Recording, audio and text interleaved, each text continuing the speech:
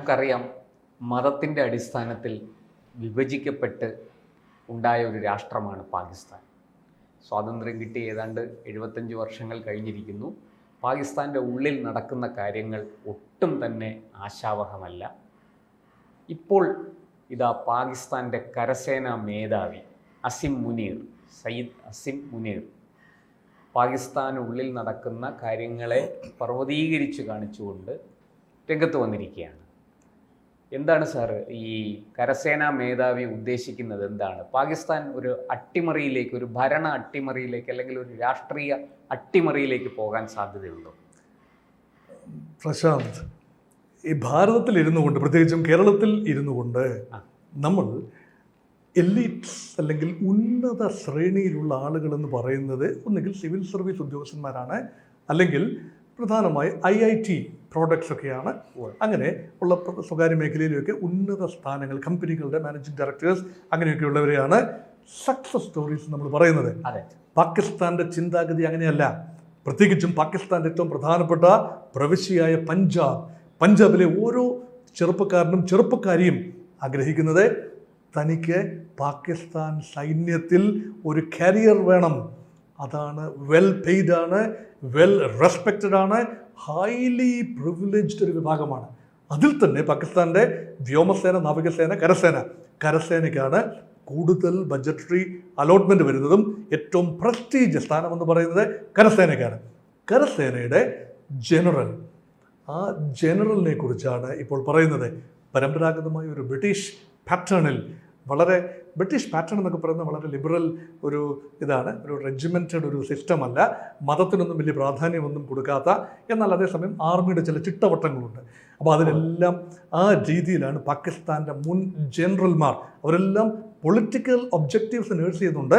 India വിരോധം എന്ന് പറയുന്നത് പാകിസ്ഥാൻ സൈന്യത്തിൻ്റെയും രാഷ്ട്രത്തിൻ്റെയും ഭരണകൂടത്തിൻ്റെയും നിലനിൽപ്പ് തന്നെ ഇന്ത്യ വിരോധത്തിൽ ജീവവായു അതാണ്.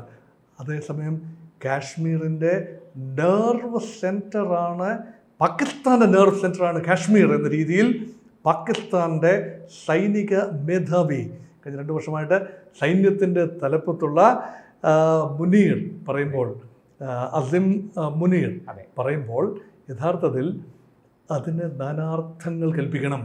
One day we will liberate Kashmir.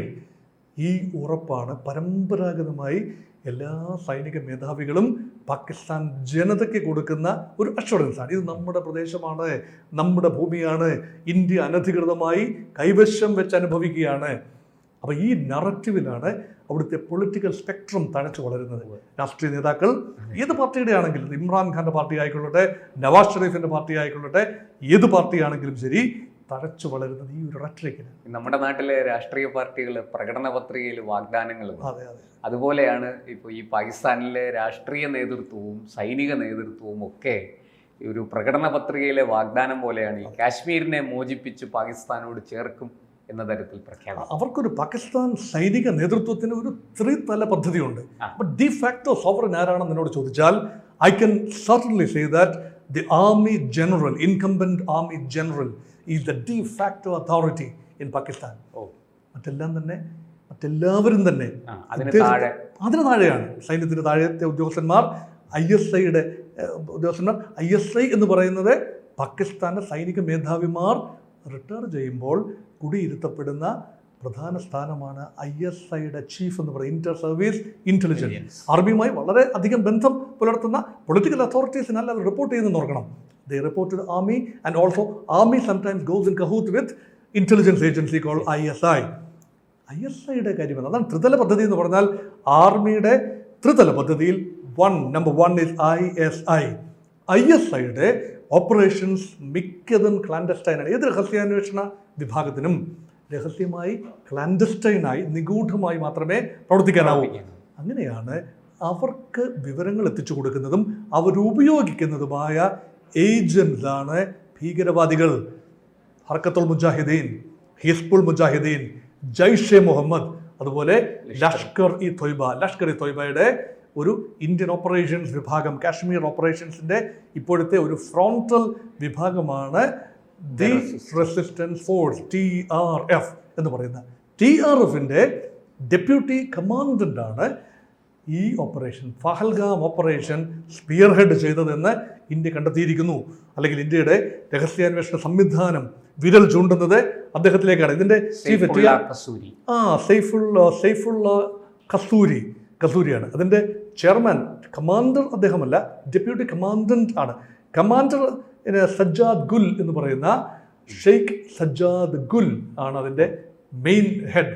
പക്ഷേ ഈ ഓപ്പറേഷൻ നയിച്ചത് മുഴുവൻ ഇദ്ദേഹമാണ്, കസൂരിയാണ്, സൈഫുള്ള കസൂരിയാണ് പറയുന്നത്. രണ്ട് കാര്യങ്ങളാണ് പറയുന്നത്. ഒന്ന്, കാശ്മീരിൻ്റെ ഡെമോഗ്രാഫിക് ബാലൻസ് മാറുന്നു. കാശ്മീരിൽ 99% മുസ്ലിങ്ങളാണ്. ഇവിടെ വെളിയിൽ നിന്നും ഇപ്പം ആർട്ടിക്കിൾ 370 എടുത്തു കളഞ്ഞു. പ്രത്യേക പരിഗണന, പ്രത്യേക അവകാശം ജമ്മു ആൻഡ് കാശ്മീരിനുള്ളത് സംസ്ഥാന പദവി കളഞ്ഞു, പ്രത്യേക അവകാശം കളഞ്ഞു. ഇപ്പോൾ ജനങ്ങളെ തെറ്റിദ്ധരിപ്പിക്കാൻ നോക്കുന്നത് എന്താണ്? ഇന്ത്യയുടെ മറ്റു ഭാഗത്തു നിന്ന് ആളുകൾ അങ്ങോട്ടേക്ക് കുടിയേറുന്നു. ആട്ടുംതോലണിഞ്ഞ ചെന്നായ്ക്കളാണ് സഞ്ചാരികൾ. അവർ സഞ്ചാരികളുടെ മേലങ്കി അണിഞ്ഞ് കടന്നു വരും. എന്നിട്ട് അവർ ആത്യന്തികമായി അവരിൽ പലരും ഇവിടെ തന്നെ തങ്ങും. അവരിവിടെ ഭൂമി വാങ്ങും. മുൻപ് ആർട്ടിക്കിൾ 370 പരിഗണന ഉണ്ടായിരുന്നതുകൊണ്ട് വെളിയിൽ നിന്ന് റിയൽ എസ്റ്റേറ്റ് ഏജന്റുമാർക്ക് അവിടെ ചെന്ന് കാശ്മീരിന്റെ മണ്ണിൽ ഭൂമി വാങ്ങാനാവില്ല. ഇനി വെളിയിൽ നിന്ന് ആളുകൾ വരും, അവർ നിങ്ങളുടെ സ്ത്രീകളെ വിവാഹം കഴിക്കും, എന്നിട്ട് അവർ കാശ്മീരികളായി ഇവിടെ. ഇതൊക്കെ പ്രൊപ്പഗേണ്ടയാണ്, പ്രചരണത്തിൻ്റെ പരകോടി നിൽക്കുകയാണ്. ഇതെല്ലാം തീവ്രവാദ മനസ്സുകളാക്കി മാറ്റുകയാണ് യുവാക്കളെ. അത് പാകിസ്ഥാനിൽ ഓടി നടന്ന പുള്ളി ഒരു തരത്തിൽ ബ്രെയിൻ വാഷ് ചെയ്യുകയാണ്.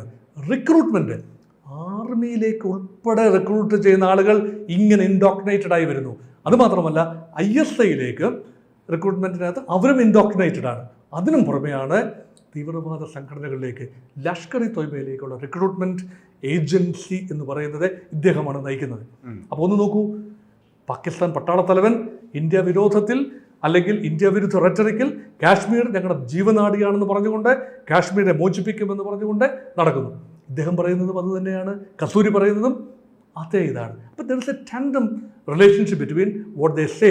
അതുകൊണ്ടാണ് ഇതൊരു ത്രിതല പദ്ധതിയാണ്. ISIയെയും പാകിസ്ഥാൻ തീവ്രവാദി വിഭാഗത്തെയും അതേപോലെ തന്നെ പൊളിറ്റിക്കൽ ലീഡർഷിപ്പിനെ പൂർണ്ണമായി കാസ്ട്രേറ്റ് ചെയ്യുകയാണ്. അവരെ പൂർണ്ണമായി വന്ധ്യംകരിച്ചുകൊണ്ട് യാതൊരു ബൈറ്റുമില്ലാതെ ആരെങ്കിലും ഇമ്രാൻഖാനെ പോലെ ആരെങ്കിലും വലിയ തോതിൽ ജനകീയ അംഗീകാരം നേടുന്നു എന്ന് തോന്നിയാൽ മുളയിലേ ഞുള്ളുകയാണ്.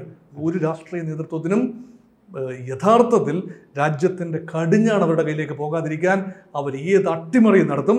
ഇമ്രാൻഖാനെ മാറ്റി നവാസ് ഷെരീഫിൻ്റെ ബ്രദറിനെ കൊണ്ടുവന്നു. ഇനി ഇമ്രാൻഖാനെ തന്നെ മാറ്റി നവാസ് ഷെരീഫിനെ മാറ്റി ഇമ്രാൻഖാനെ കൊണ്ടുവന്നു. എല്ലാം മാറ്റി മറിച്ചും അവരുടെ ഇഷ്ടക്കാരെ മാത്രം കൊണ്ടുവരുന്ന. മാറ്റാൻ സാധിച്ചില്ലെങ്കിൽ ആളിനെ തട്ടിക്കളയും. മാറ്റാൻ സാധിച്ചില്ല, തട്ടിക്കളയും. ബനസീർ ഭൂട്ടയെ ഉൾപ്പെടെ തട്ടിക്കളഞ്ഞില്ലേ? തട്ടിക്കളയുന്ന ഒരു കാര്യം. അതുകൊണ്ടാന്നെ ഇതെല്ലാം തന്നെ ചരിത്രം അങ്ങനെയാണ്. അവരുടെ പിതാവിനെയും അവസാനം സുൽഫിക്കർ അലി ഭൂട്ടോയെ തൂക്കിക്കൊല്ലുകയായിരുന്നു ചെയ്തത്. അദ്ദേഹം സിന്ധിൽ നിന്ന് വന്നയാളാണ്. അപ്പം ഒരു Punjabi dominance is always resented by the Sindhis, Baluchis and the പഠാൻസ്.